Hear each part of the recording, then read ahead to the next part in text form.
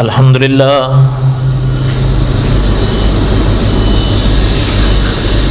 لله نحمده ونستعينه ونستغفره ونؤمن به ونتوكل عليه ونعوذ بالله من شرور أنفسنا ومن سيئات أعمالنا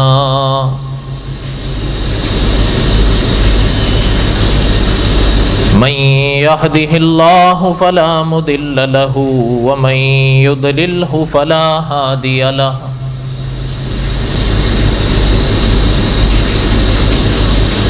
وأشهد أن لا إله إلا الله وحده لا شريك له وأشهد أن سيدنا وسندنا ومولانا محمدا عبده ورسوله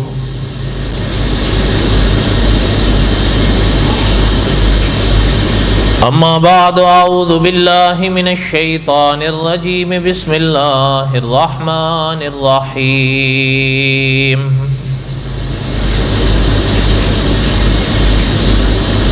الف لام را تلك آیات الکتاب المبین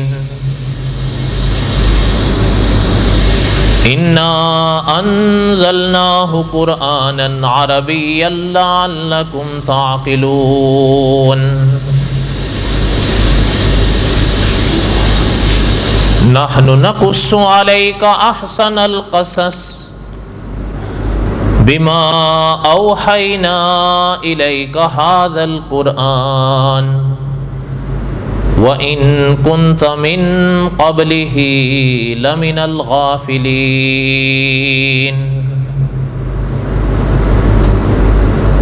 إِذْ قَالَ يُوسُفُ لِأَبِيهِ يَا أَبَتِ إِنِّي رَأَيْتُ أَحَدَ عَشَرَ كَوْكَبًا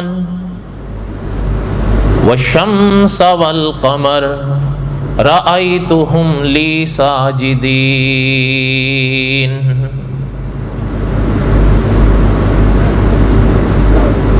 وقال النبي صلى الله عليه وسلم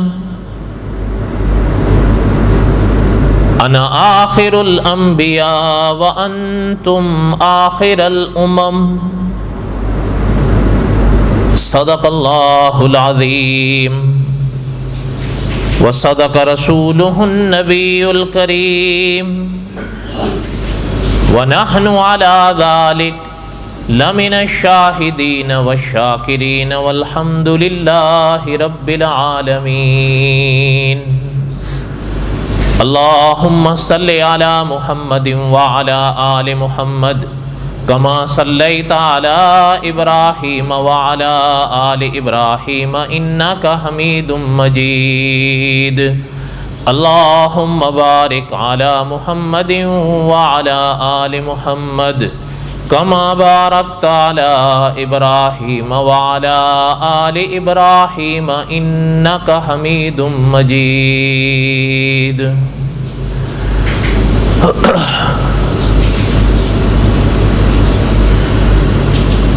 ہمہ قسم کی حمد و ثنا اللہ ذات لم یزل لا یزال کی پاک ذات کے لیے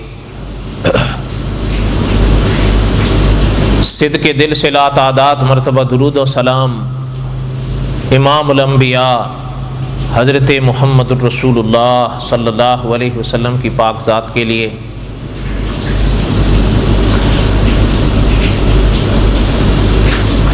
جمعے کے بیانات میں قصص الانبیاء علیہم السلام اور حضرت یوسف علیہ السلام کے واقعات ہم پڑھ رہے تھے۔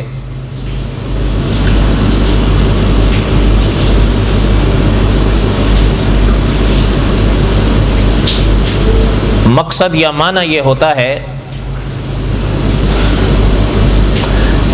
کہ ان واقعات میں یا ان قصص میں جو اسباق ہیں ان پر مجھے بھی اور آپ کو غور بھی کرنا چاہیے اور عمل بھی کرنا چاہیے،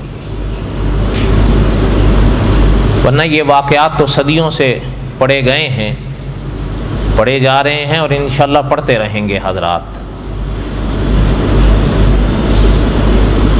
لیکن مولانا رومی فرمایا کرتے تھے کہ یہ نہیں ہونا چاہیے کہ نشستن بگفتن کے برخاستن، یہ تو ہو ہی رہا ہے دنیا میں بہرحال۔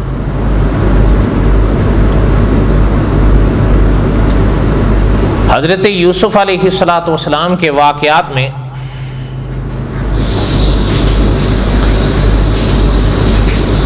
ہم یہاں تک پڑھ پائے تھے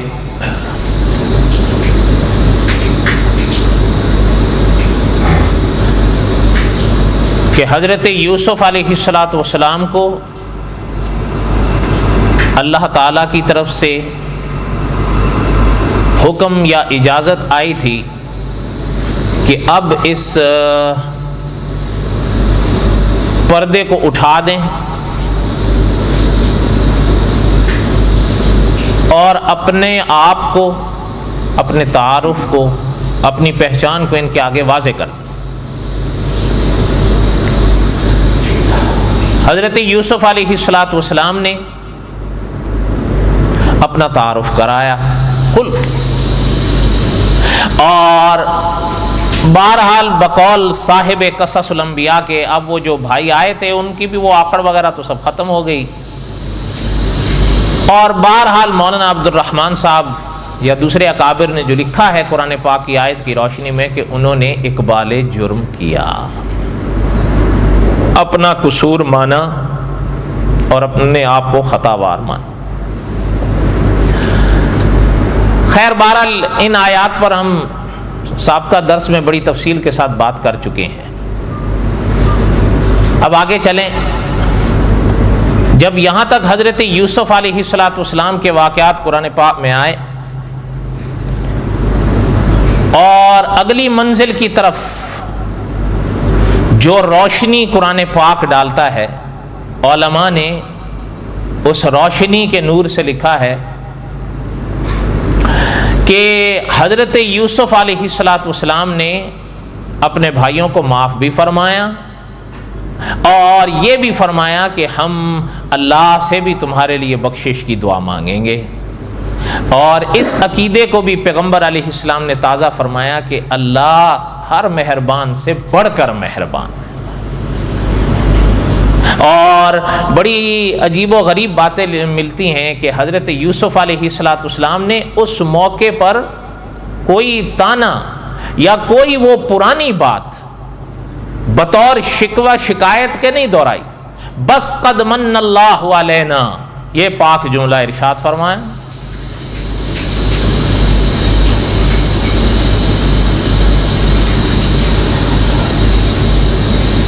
اس پر کئی باتیں گزشتہ درس میں آ گئیں، دعا کریں اللہ تعالیٰ آگے پڑھنے کی توفیق دیں۔ علماء نے لکھا ہے کہ جب تعارف وغیرہ ہو گیا اور معافی تلافی بھی ہو گئی، اب حضرت یوسف علیہ السلام نے، یہ مولانا ادریس کاندلوی رحمۃ اللہ علیہ نے لکھا ہے اپنی تفسیر کی کتاب میں کہ حضرت یوسف علیہ السلام نے اپنے بھائیوں سے اپنے والد محترم کا حال پوچھا کہ ابو کیسے ہیں، تو بھائیوں نے بتایا کہ آپ کے فراق میں روتے روتے روتے روتے آخر تک 6 سال بقول بعض علماء کے اپنی آنکھوں کے نور سے محروم ہو گئے ہیں، آنکھوں کا نور چلا گیا ہے، آپ کو یاد کرتے رہتے ہیں۔ اب مولانا ادریس کاندلوی رحمۃ اللہ علیہ لکھتے ہیں کہ اللہ ذو الجلال والاکرام نے قرآن پاک میں یہاں پہ ارشاد فرمایا اذهبوا بقمیصی ھذا فالقوه علی وجہ ابی یأتی بصیرا۔ حضرت یوسف علیہ السلام نے جب اپنے والد محترم کا حال سنا تو اذهبوا بقمیصی ھذا، اپنے بھائیوں کو قمیض دی اپنی کہ میری یہ قمیض لے جاؤ، اب واپس جاؤ کنعان۔ حضرت یعقوب اس وقت کنعان میں تھے اور حضرت یوسف اس وقت مصر میں تھے، اس بات کو سمجھیے گا، اور یہ تھوڑا سا آگے بھی آپ کو کام دے گا اگر ذہن میں رکھیں۔ پھر میں دہراتا ہوں، حضرت یعقوب اس وقت کہاں تھے؟ کنعان میں، اور حضرت یوسف کہاں تھے؟ مصر میں۔ اب ان دونوں وادیوں کے درمیان کا جو فاصلہ تھا نا، وہ غالباً حضرت حسن بصری رحمۃ اللہ علیہ کے فرمان کی روشنی میں علماء مفسرین نے لکھا ہے کہ حضرت فرماتے تھے ان دونوں وادیوں کے درمیان میں 250 میل کا فاصلہ تھا. اور یہ مجھ سے آپ بہتر جانتے ہیں کہ میل جو ہوتا ہے یہ کلومیٹر سے بڑا ہوتا ہے.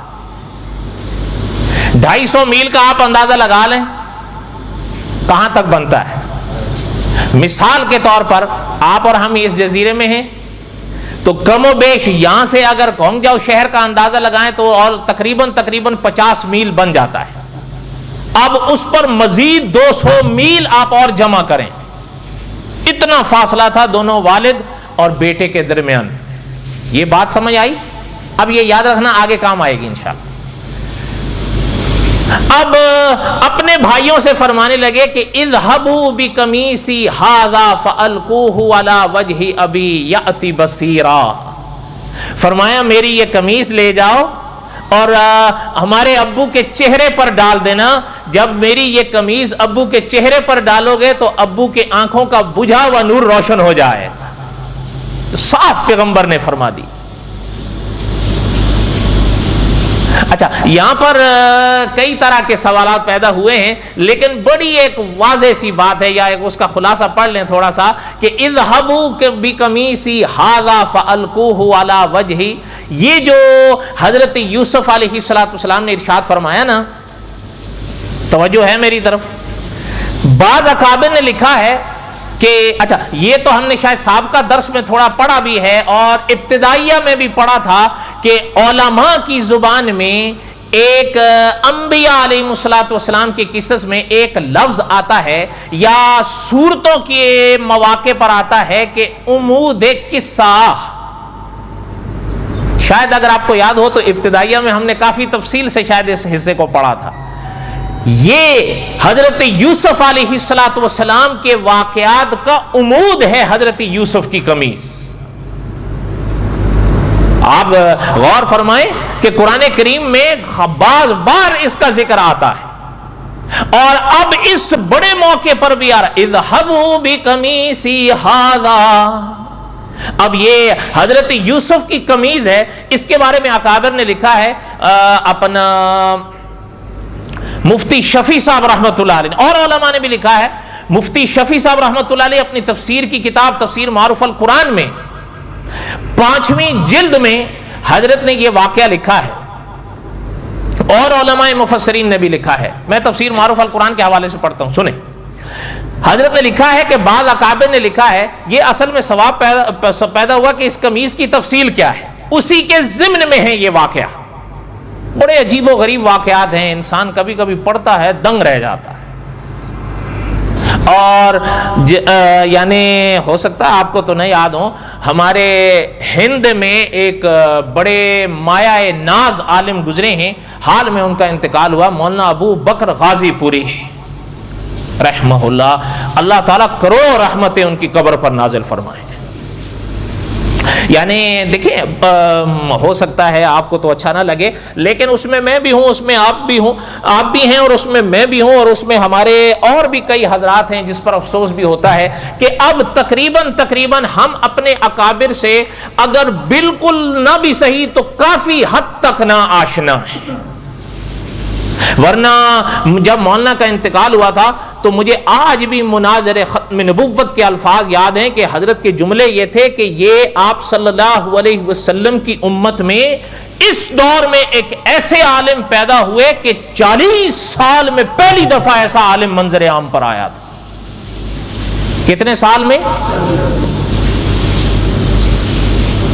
ان کی بات اس لیے میں آپ کو بتا رہا ہوں کہ ان کی تفصیلات کا تو موقع نہیں ہے، پھر کبھی اللہ نے زندگی دی تو. لیکن میری حضرت سے زندگی میں پہلی اور آخری ملاقات ہوئی اور وہ بڑی یادگار ملاقات رہی. کبھی اللہ تعالیٰ نے زندگی دی تو کسی واقعے کے ضمن میں آپ کو سناؤں گا، بڑے سبق ہیں اس میں. اس باتوں کی گفتگو کے دوران مجھ سے ایک جملہ حضرت نے فرمایا تھا جو مجھے آج بھی یاد ہے.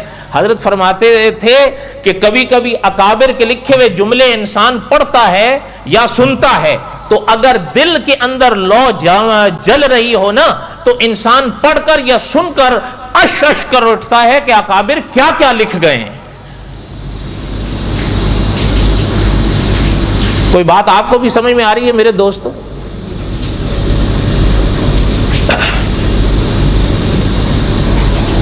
مفتی شفیع صاحب رحمۃ اللہ علیہ نے لکھا، غالباً امام قرطبی رحمۃ اللہ علیہ کے حوالے سے، کہ یہ جو قمیص تھی اذهبوا بقمیصی، جس پاک آیت میں جس قمیص کا ذکر آ رہا ہے، وہ فرماتے ہیں یہ کوئی عام قمیص نہیں تھی، ایک لحاظ سے تو خاص تھی، ایک اور لحاظ سے بھی خاص تھی. وہ کیا؟ وہ فرماتے ہیں کہ یہ قمیص وہ تھی جب حضرت یوسف علیہ السلام کے پردادا کو نمرود نے میں آگ میں ڈالا تھا. حضرت یوسف کے پردادا کون تھے؟ حضرت ابراہیم تھے نا. حضرت اسحاق حضرت یوسف کے والد تھے، حضرت یعقوب حضرت یوسف کے والد تھے، اور حضرت اسحاق حضرت یوسف کے دادا تھے، اور حضرت ابراہیم حضرت یوسف کے پردادا تھے.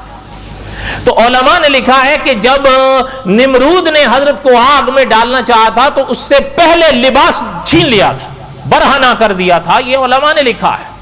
اور آپ حیران ہوں گے، آقا صلی اللہ علیہ وسلم کے فرمان علماء مفسرین نے لکھا ہے کہ حضور نے فرمایا اس واقعے کے بدلے میں اللہ ذوالجلال والاکرام میدان قیامت میں جب ساری کائنات برہنہ ہوگی، سب سے پہلے جس وجود پر اللہ لباس ڈلوائیں گے وہ حضرت ابراہیم کا ہوگا. اچھا، اس میں ایک سوال پیدا ہوا بڑا کہ اس میں آیا آقا صلی اللہ علیہ وسلم کی بات پھر کہاں ہے؟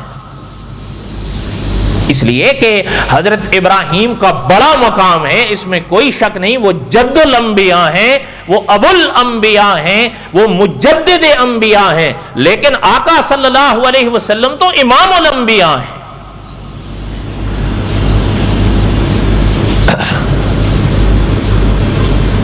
ہمارے ملک میں اس وقت بھی ایک عالم ہے، دعا کریں اللہ تعالیٰ انہیں سلامت رکھیں، اور دعا کریں اللہ تعالیٰ مجھے ہمت دیں. میں منا رہا ہوں ان کو یہاں چائنیز نیو ایئر میں آنے کے لیے، دعا کریں اللہ کریں مان لیں. انہوں نے ایک کتاب لکھی ہے قیامت کے ہولناک مناظر، اس کتاب کا نام ہے. اگر میرے ساتھ کہہ دیں قیامت کے ہولناک مناظر، بڑی عجیب کتاب ہے. اس میں حضرت نے اس مسئلے پر بڑی تفصیل سے یہ بات لکھی ہے دلائل کے ساتھ کہ اس حدیث میں حضرت ابراہیم کا ذکر ہے تو آقا صلی اللہ علیہ وسلم کا ذکر کہاں ہے؟ اور پھر آقا صلی اللہ علیہ وسلم کی شان جو آقا صلی اللہ علیہ وسلم کو اللہ نے دی ہے اس میں کوئی شبہ بھی نہیں ہے. تو آیا پھر اس بات کا حل کیا ہے؟ حضرت نے بڑی تفصیل سے لکھا ہے. انشاءاللہ اللہ نے اگر زندگی دی تو اپنے موقع پر آئیں گی وہ تفصیلات. کہنے کا مقصد یہ ہے کہ اللہ تعالیٰ سے دعا کیا کریں کہ اللہ تعالیٰ ہمیں بھی ذوق دیں. قاری طیب صاحب رحمۃ اللہ علیہ محتمم دارالعلوم دیوبند، وہ فرشتہ صورت فرشتہ سیرت فرمایا کرتے تھے کہ پانی کی زیادہ تلاش نہیں کیا کرو، پیاس پیدا کرو، پانی تو مل ہی جائے گا، ادھر سے نہیں تو ادھر سے مل جائے گا، ادھر سے نہیں تو ادھر سے مل جائے گا. کمی پیاس کی. آقا صلی اللہ علیہ وسلم کی امت کے علماء نے تو اتنی محنت کی ہے ان مسائل پر کہ انسان دنگ رہ جاتا ہے.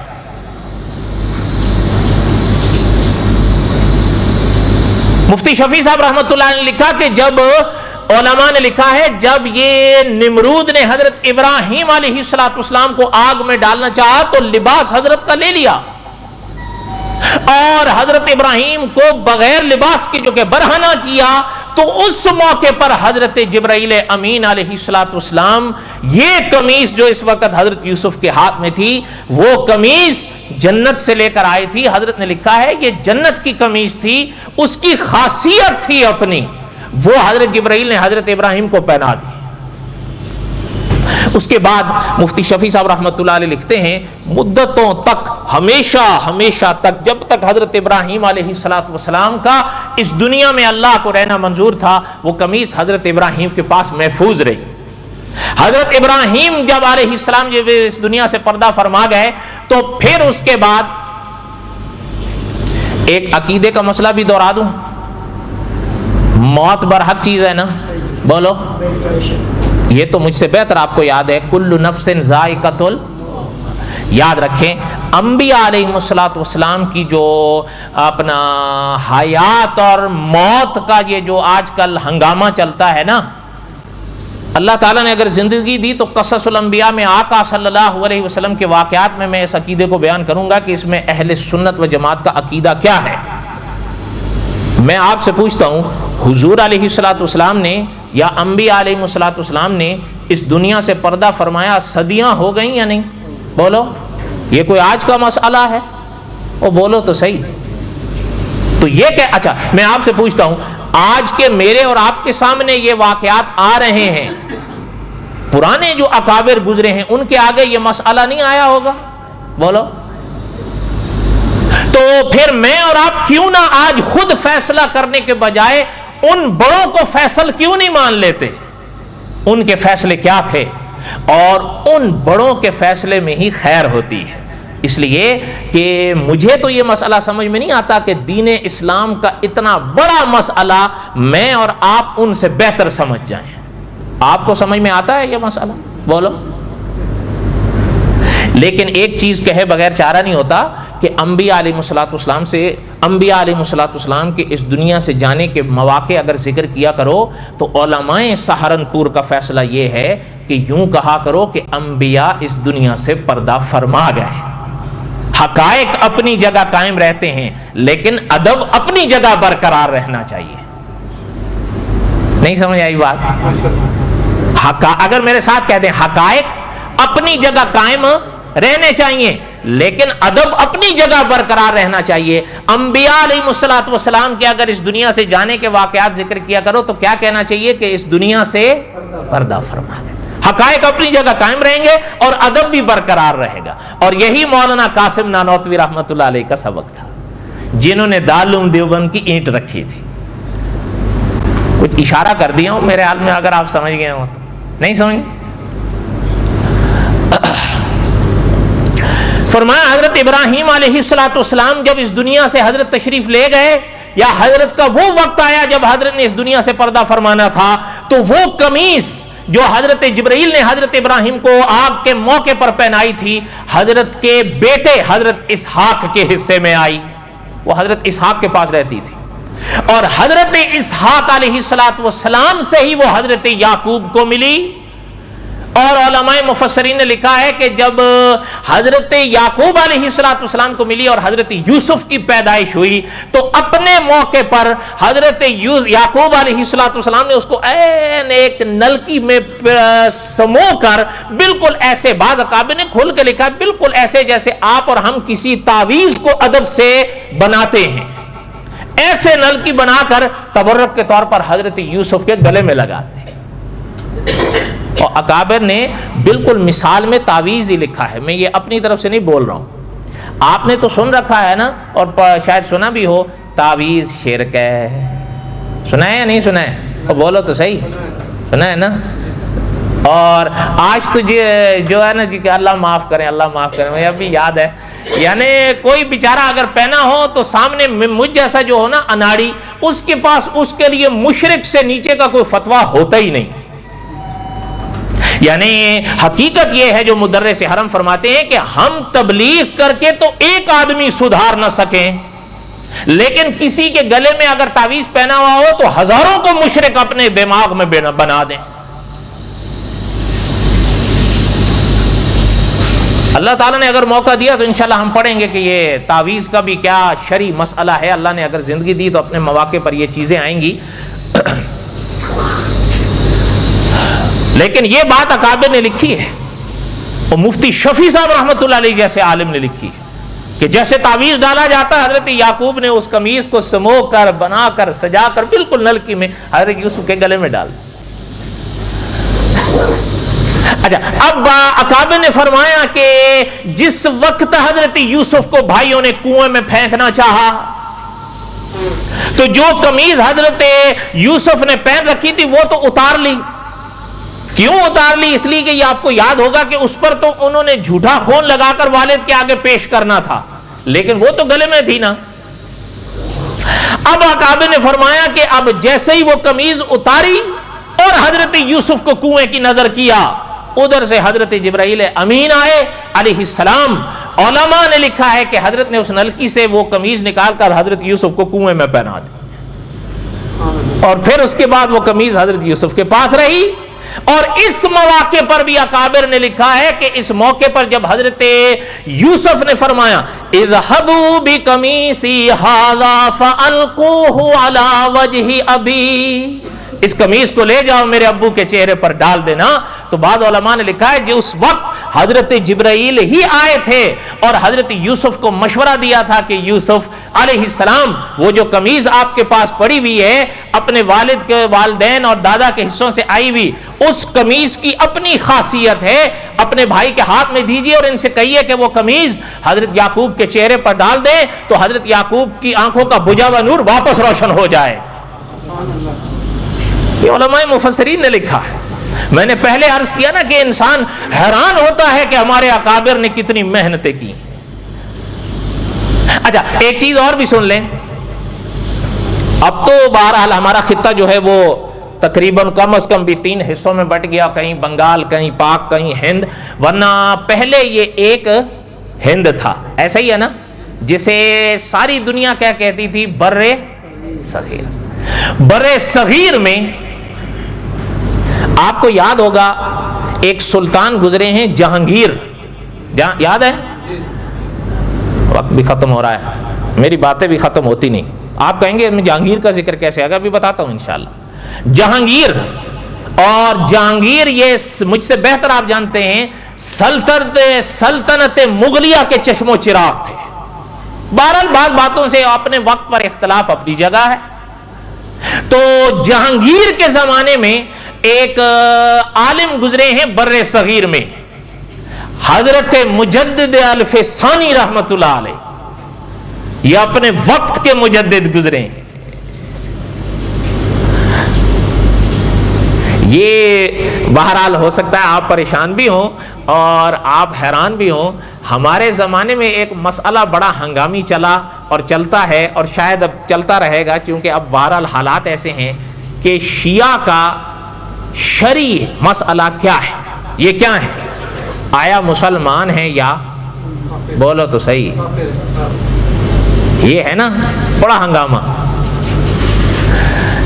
مجدد الف ثانی رحمت اللہ علیہ کے زمانے میں علماء ما وراء النہر کا ایک فتویٰ آیا تھا شیعہ کے بارے میں، وہ تاریخ میں آج بھی ملتا ہے، جس سے شیعہ نے اختلاف کیا تھا کہ علماء ما وراء النہر کا فتویٰ غلط ہے.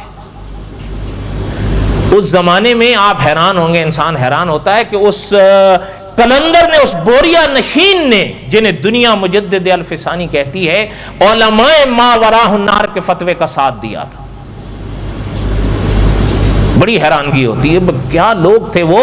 ہمارے اکابر فرماتے تھے ہم پڑھتے ہیں ان کو تو حیران ہوتے ہیں کہ وہ لوگ سوائے خدا کے کسی سے ڈرتے ہی نہیں تھے. ان کو ایک ہی احساس کھاتا تھا کہ قیامت کے دن ہم نے کسی گاؤں کو، کسی ملک کو، کسی بادشاہ کو جواب نہیں دینا، ہم نے اس کو جواب دینا ہے. اور یہی وجہ ہوتی تھی جو ان کے سنگ لگ جاتے تھے نا وہ تر جاتے تھے. ایک تو آپ کے ہمارے ہاں بڑا مشہور محاورہ ہے نا، چنگے سنگ ترے. کیا لوگ تھے. خیر مجدد الف ثانی رحمت اللہ علیہ کی جو بات آپ کو بتا رہا تھا کہ مجدد الف ثانی رحمت اللہ علیہ کے آگے یہی مسئلہ پیش ہوا اس زمانے میں حضرت یوسف کی اس قمیص کا. تو مجدد الف ثانی رحمت اللہ علیہ نے تو تحقیق یہ پیش کی تھی کہ بھائی بات یہ ہے، یہ واقعات تو کتابوں میں ہیں، اپنی جگہ ہیں، لیکن حضرت یوسف علیہ السلام کا پاک وجود خود جنت کی شے تھا. اگر حضرت یوسف کے پاک وجود کے ساتھ لگنے والے کسی بھی کرتے میں یہ نور آ جائے تو اس میں حیرانگی کی کون سی بات ہے. حضرت یوسف کا وجود تو حضرت یوسف کا وجود تھا، اس میں اتنا پریشان ہونے کی کیا بات ہے. حضرت یوسف کا وجود کوئی عام لوگوں کا وجود تو نہیں تھا، وہ خود جنت کا وجود تھا. ہو سکتا ہے آپ تو شاید نہ مانے، ہمارے ایک اکابر تھے وہ فرمایا کرتے تھے کہ حضرت یوسف کا جو پاک وجود تھا نا اس میں اللہ ذو الجلال والاکرام نے 70% جنت کی مٹی استعمال کی تھی. ہو سکتا ہے مانے نہ مانے، بہرحال اب ہم یہ تو نہیں کہتے کہ جی آپ مانے ہی مانے، لیکن ہم تو اپنے اکابر کے ان جملوں کے ساتھ اتفاق کرتے ہیں، اس لیے کہ انبیاء ہوتے ہیں علیہ السلام. تو بہرحال یہاں تک کوئی بات سمجھ میں آئی ہے؟ اذهبوا بقمیصی ھذا فالقوه علی وجہ ابی یأتی بصیرا. حضرت یوسف نے فرمایا جا کر اس قمیص کو میرے والد محترم کے چہرے پہ ڈال دینا، ان کی آنکھوں کا بجھا ہوا نور روشن ہو جائے گا. وَأْتُونِي بِأَهْلِكُمْ أَجْمَعِينَ، اور اس کے بعد اپنے تمام گھر والوں کو لے کر میرے ہاں آ جانا. اچھا یہاں پر والد کا ذکر نہیں فرمایا کہ والد کو میرے پاس لے آنا، کیا فرمایا اپنے بھائیوں سے کہ وَأْتُونِي، اپنے گھر والوں کو میرے پاس لے آنا. والد کا نکھیڑ کے ذکر نہیں فرمایا. علماء نے لکھا ہے اس لیے کہ والد کا نکھیڑ کر یوں فرماتے کہ والد کو میرے پاس لے آنا، یہ ادب کے تھوڑا خلاف محسوس ہوتا ہے، اس لیے بات ضمن میں آ گئی تو آ گئی. اس لیے کہ پتہ تھا حضرت یوسف کو کہ جب حضرت یعقوب کو میرا پتہ لگے گا تو وہ آئیں گے ہی آئیں گے. رہ گیا مسئلہ حضرت یوسف خود کیوں نہیں گئے؟ اب تو پتہ چل گیا تھا نا کہاں ہیں، اور اب تو اجازت بھی ہو گئی تھی، گئے کیوں نہیں؟ انشاءاللہ اس سوال کا جواب انشاءاللہ اگلے جمعہ دیں گے. آؤ گے؟ اور بولو تو صحیح. اور انشاءاللہ اگر اللہ تعالیٰ نے زندگی دی تو یہاں سے بقیہ تک قصہ سیدنا یوسف علیہ السلام آئندہ جمعہ پڑھیں گے. اللہ تعالیٰ آپ کے ہم سب کے حامی و ناصر ہوں. وما علینا الا البلاغ المبین. سنتیں پڑھ